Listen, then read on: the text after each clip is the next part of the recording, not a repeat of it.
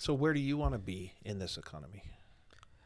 I want to support those. And I care. So the way that venture capitalists were thinking about startups back in the late 90s, and I am thinking about the creator economy, the ownership economy in that very same way. So you want to be now it's a metaphor, but the venture, well, maybe it's more than a metaphor, but the venture capitalist of the creator economy. Yeah. And what's the currency? The currency is ownership in a product that we create together. So, for example, like I mentioned, these exclusive creator communities and all that kind of stuff that all these other platforms are enabling. The one thing they don't offer the creators who are creating on their platforms is ownership in it. Like, why not create a platform? And now I'm giving a startup idea, but why not create a platform that allows a creator to do that, but the creator also has ownership in the actual company So the word itself. platform has something to do with, the platform metaphor has something to do with this. I've created this basically this space where I've got all these eyes coming in. I have all this activity, and I'm going to be the pipeline that connects you to your brand, so it's a distribution idea. It is. Right? Yeah. But we're saying these artists already have distribution. So maybe platform isn't the right word for it anymore. Yeah. You're creating something else. It becomes an ecosystem of sorts. Okay.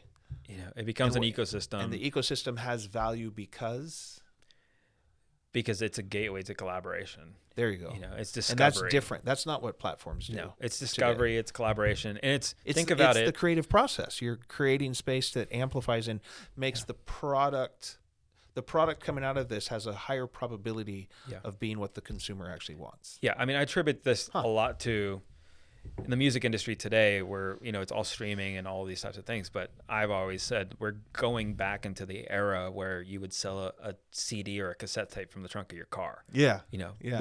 With an immense amount of distribution in comparison to what it was then. So obviously people. Well, I don't know if it's obvious. Generally, when you're talking about these sort of things, people have pushback. Yeah. And they start to throw this. Well, that's not this or that's not this. How would you push back on this whole idea?